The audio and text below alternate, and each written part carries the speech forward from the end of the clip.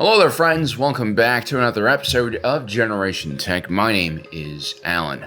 Very few things terrify me more in the galaxy than a race of sentient insectoid aliens. This is why I'm an apologist for Ender Wiggin. I've also served 3 tours as a helldiver on the Terminids front, and when I got back, I ran an entire Senate campaign based on my proposal to install sensors in our local community to sense potential Tyranid infiltrators amongst our midst. The only immigrant threat we actually need to be worried about in our country.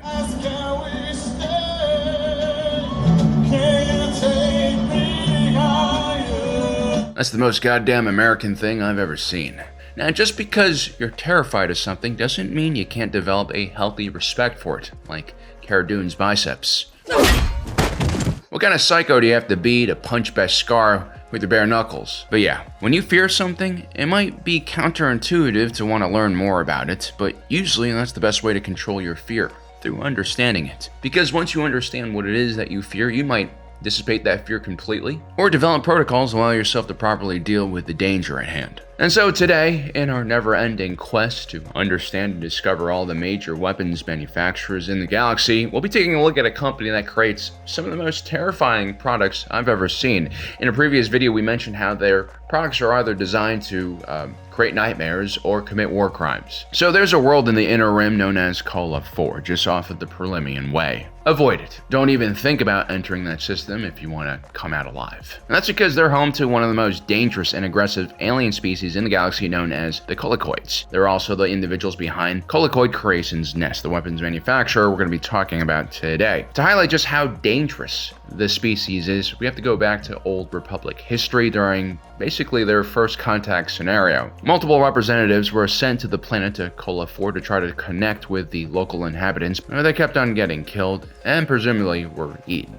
At which point the Old Republic just kind of gave up. Which is interesting because usually the Old Republic tends to escalate when their diplomats get killed and eaten. Military action in these scenarios is the standard procedure. So why didn't the Republic retaliate against the Colicoids? Well, they probably just determined that this species was too violent and not worth fighting, and they skipped over them. Nothing quells a government's endless desire to expand and conquer than a species that is just so undesirable to fight. These Colicoids were absolutely terrifying to look at. They can grow up to 2 meters in height, and their whole entire body was covered in a chitinous armor, which is very hard to pierce with standard energy blasters. They had an extremely violent warrior culture, and the various hives on the planet were constantly at war with one another. To make matters even worse, not only was the species incredibly cruel, barbaric, and animalistic, they were also very, very intelligent. This is a deadly combination. The Colicoids loved to eat. They were carnivorous, and although they weren't exactly picky about what they ate, they really did enjoy eating exotic meats and trying different types of species that they met. They even were occasionally cannibals. And the icing on the cake is this species really just didn't care about the feelings or welfare of other species.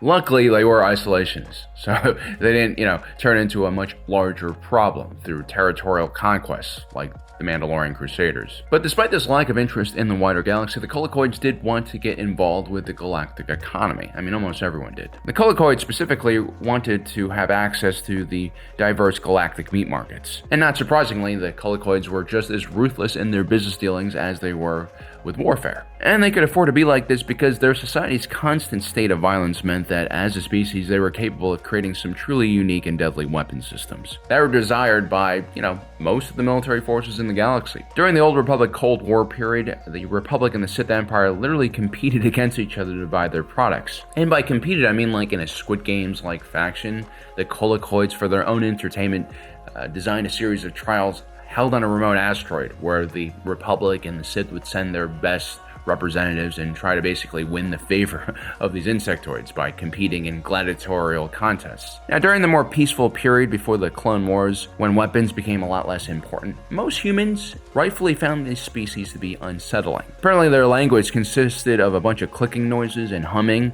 from their antennas rubbing together. They probably triggered a disgust in us that is the result of generations of survival-based evolutionary learning. But you know who wasn't bothered by the Colicoids? Well, other near-bug species, like the Nemoidians. The Sith Lord Higo Damask, who was basically in charge of the entire grand plan that ultimately destroyed the Republic and the Jedi, would regularly hold secret meetings at his residence on the moon of Sojourn. He would create networking events for the various business people and politicians the Sith controlled and help them essentially create more chaos in the galaxy. It was there that Colicoid Creation Nest, which we'll call CCN for the rest of the video, made connections to Nute Gunray from the Trade Federation. Nute Gunray was quite savage in his own special way. He knew how to speak the Colicoids' language, and he was extremely interested in their Droideka line of destroyer droids. And so he sent 50 barge loads of, get this, exotic types of meat from all over the galaxy to win and secure a contract to produce these droidekas. Now, in case you didn't notice, the Colicoids built the droidekas in their own image, sort of like how humans built droids in their own image, and the Geonosians did the same thing as well. It's only natural, I guess. And you can see a lot of the Colicoids' biology in these droidekas. For instance, the way they roll around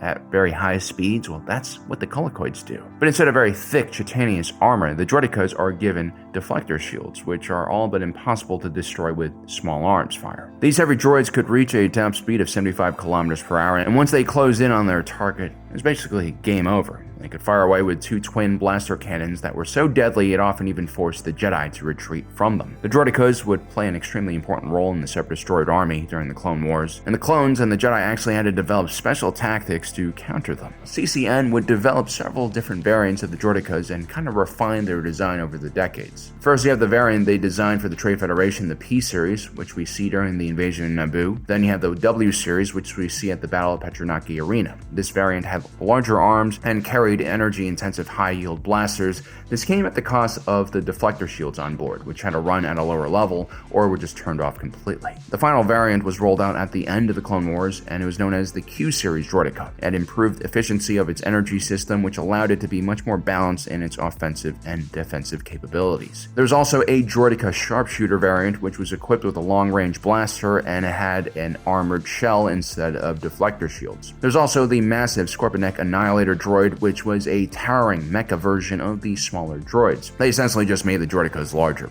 with more firepower and armor. A single one of these things could completely change the course of a battle. It usually took at least a company-sized element of clones to take one down. As you can see, Colicoid Creation Nest had a full range of battle droids, and the Separatist droid army could have just completely outfitted their military force with these very, very competent droids. The only reason why the Trade Federation and later the CIS didn't field an entire army of these products was most likely because of their higher cost. Factoids simply provided much cheaper products that could be easily mass manufactured. Also, a lot of CIS vehicles like the AAT required bipedal ergonomics to operate. I really can't see a Droideka piloting anything. Although one could argue that CCN created one of the deadliest starfighters in galactic history, the droid Tri-Fighter. Roughly the same price as the inferior Vulture droid, the Tri-Droid Fighter had an incredibly vicious and aggressive AI droid brain that allowed it to learn quickly from its enemies' tactics. It could even mimic their moves. It also had a very small and nimble frame with 3 engines capable of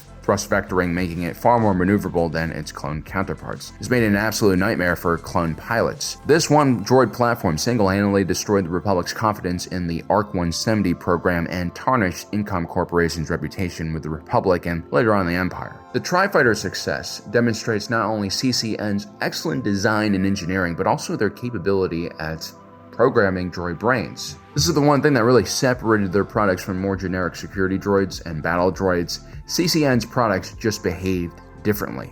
They were fanatic and cunning when hunting down their enemies. This could be why their droid products were so terrifying to their enemies. It wasn't just about their aesthetics and their capabilities, it was about how ruthless and animalistic they operated, these droids. For instance, the Colicoids also had the Infiltrator series droid based off of the Droideka platform as well. This thing was mostly designed for stealth infiltration and had a holographic cloaking device that allowed it to hide in plain sight. It was also equipped with 2 massive blades, which were terrific for tearing organic flesh. And the way they used these things was also very cunning and scary. They would basically launch these things in canisters at enemy ships.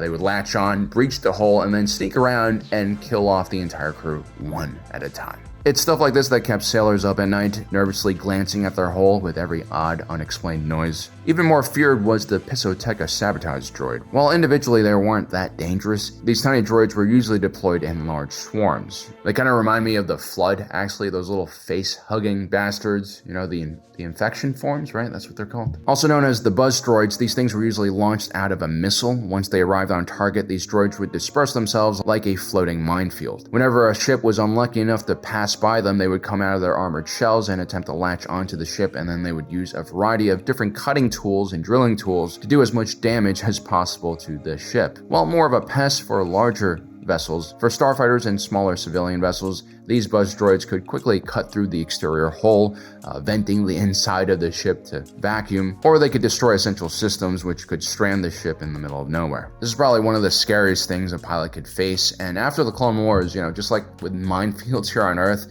there were just fields of these things scattered all across the galaxy. And that's the genius of the Colicoid species. They didn't just seek to create weapons that were efficient at killing, they wanted to target the very psyche of the targets of these weapons. As such, they had several vehicles focused on breaching and exposing enemy ships to vacuum. Again, this is something that all organics fear when they're flying in space. You had the Droid class boarding ship, which was another one of these crazy inventions. This was a transport ship whose main feature was 4 massive blades that could be used to latch onto the hull of an enemy ship, at which point the droids inside the Droid class could perform a boarding action. What made the Droid class boarding ship so deadly was they could breach an enemy ship at any location and bypass any setup defenses. The Trident class assault ship had a very similar design purpose, but at a larger scale. It could rip a hole in the side of a massive capital ship with relative ease. These ships were shaped like terrifying squids, which adds to the horror factor of the vessel, and could be deployed in both deep space and also deep in the oceans. The Trident class had a variety of different stealth features, including a silent propulsion method that allowed them to reach their targets undetected before latching on and creating chaos. Not only were these type of vessels